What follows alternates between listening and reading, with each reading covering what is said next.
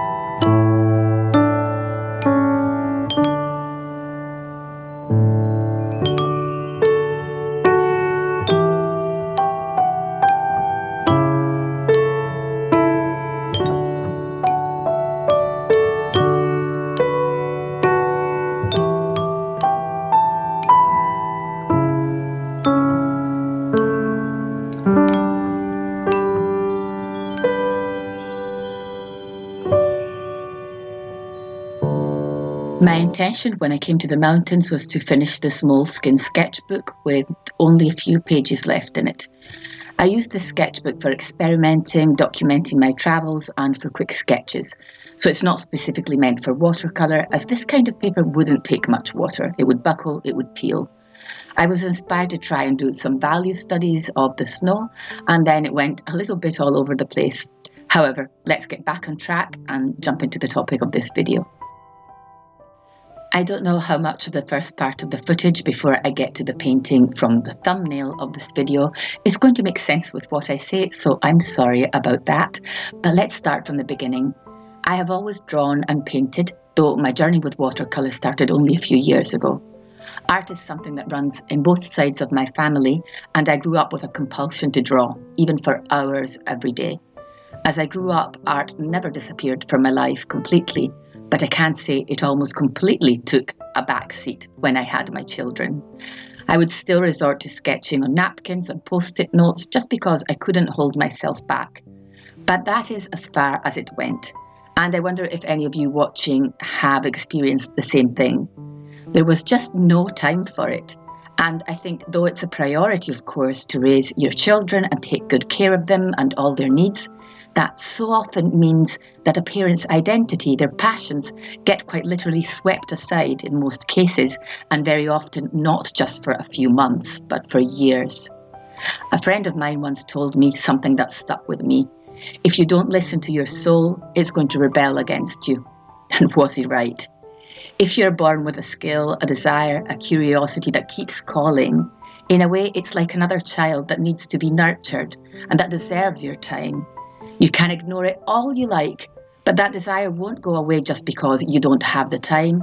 And if it gets suffocated, very often your mental health will suffer greatly because of it. Just because you're not listening to your true self. What is being artistic anyway? I think it's part of our character. If you're watching this, I can 100% guarantee that it's part of yours too, even if you think your drawings and paintings are bad. That's just a thought in your head. It's not even true. And you should not be giving it any importance whatsoever.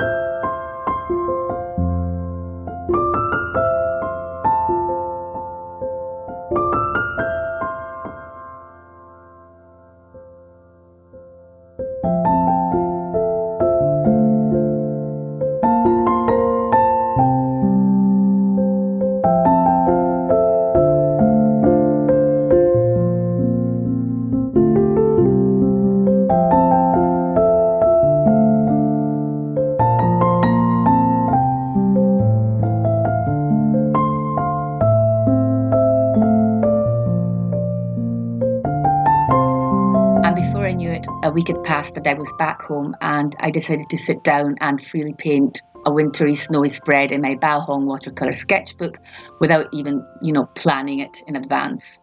Though I did do some sketching and painting too while I was away, as you saw, it wasn't that much. These have been the first days I took off from YouTube and my art community since last summer, and while it was freeing in some ways, I noticed that I wasn't feeling as light-hearted and as jolly as one should feel on holiday. And that very feeling gave me the idea for the topic of this video. It was through a sketching on a time limit challenge that I started in September with other like-minded people that I immersed myself in the world of drawing and painting almost every single day.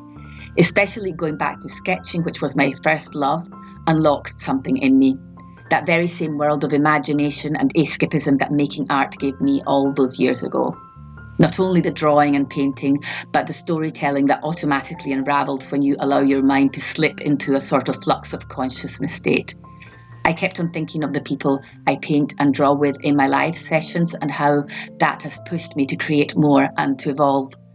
Through this community, I met people who were very confident in their skills, but also people who doubted themselves a lot. I met people who had this creativity within them since childhood, but had not been listening to their calling for a number of reasons. There are so many reasons why we don't listen to our true voices that I won't even go into that because it would take an hour-long video or more, and I just don't have enough footage for that, to be honest. But it is so common. We smother and squash our artistic needs constantly. Yes, those are needs too, and they are important. We are not listening to ourselves because that's just how the human mind works more often than not, unfortunately. Yes, it's very unfortunate because we are precluding ourselves from living a happier, more fulfilling life trying to do what we think we are supposed to be doing. I used to think drawing was a child's entertainment, and I didn't realise that till recently.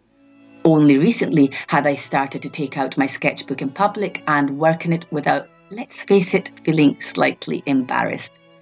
Why don't we feel embarrassed about spending time on our cell phones in public, sometimes for extended periods of time? You see, it really makes no sense, does it?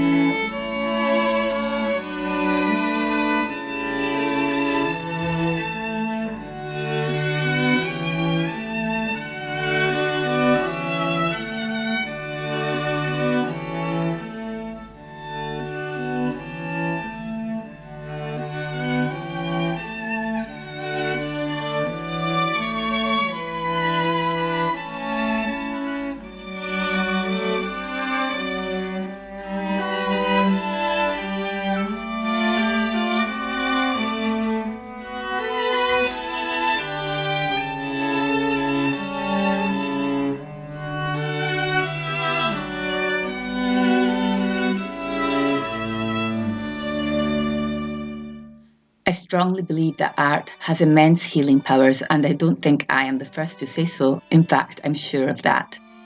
Making art takes me away from the very often crushing and fast-paced rhythm of life that sometimes leaves you catching your breath. If we drown our passions and our true nature, the skills that we're probably genetically born with, we can literally feel like we are drowning ourselves under the weight of expectations. Days seem to melt into each other's, years pass, and apparently we only have one life. That's why we should try as much as we can to fill it with beauty. After having spent a week away in a setting where I couldn't hyper-focus on my art on a regular basis, I started feeling off-kilter, and I realised that I have, especially over the past 6 months, managed to create a consistent art practice that has been giving me peace, serenity and excitement. Why should we do without these feelings when we spend plenty of time dealing with stress and overwhelm as if that were completely natural? Why do we so often take the bad for granted and the good as something that we don't deserve? If this doesn't apply to you, consider yourself lucky because unfortunately most of us are like that. I think that if you're still watching at this point, maybe deep down you know that there's a path for you. Just make sure you're not looking in the other direction for too long.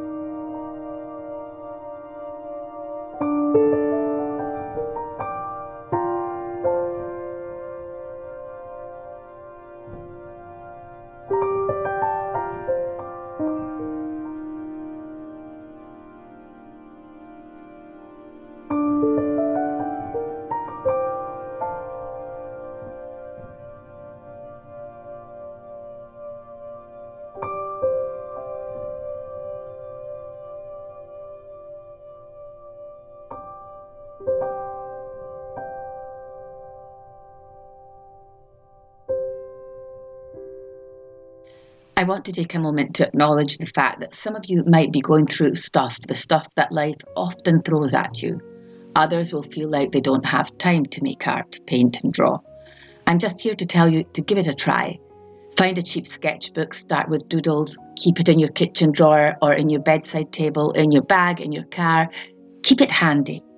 It's through making it normal that it will become a habit, and start noticing how you feel over time. Start noticing that you'll probably be looking forward to going to your sketchbook, flipping through it, seeing what you've done. That one day you'll see a bird drinking from a fountain or a puddle and you'll want to take a photograph of it so that you can draw it or paint it. There are so many videos out there that say, just start. It's almost become a tagline, a slogan, just do it. And the magic word is the first one in that sentence, just. Don't overthink it, just start. Because I know it will bring you peace and it will help you see beauty in dark times. And the more you do it, the better it will get, the better it will feel.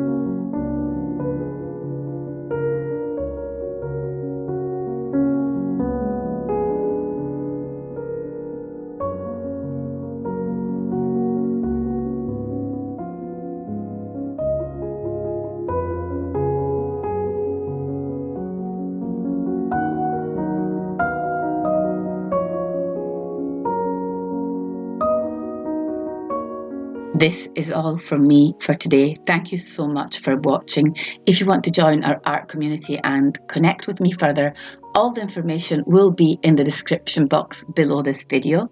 I hope I will see you here next Sunday. In the meanwhile, take care and bye for now.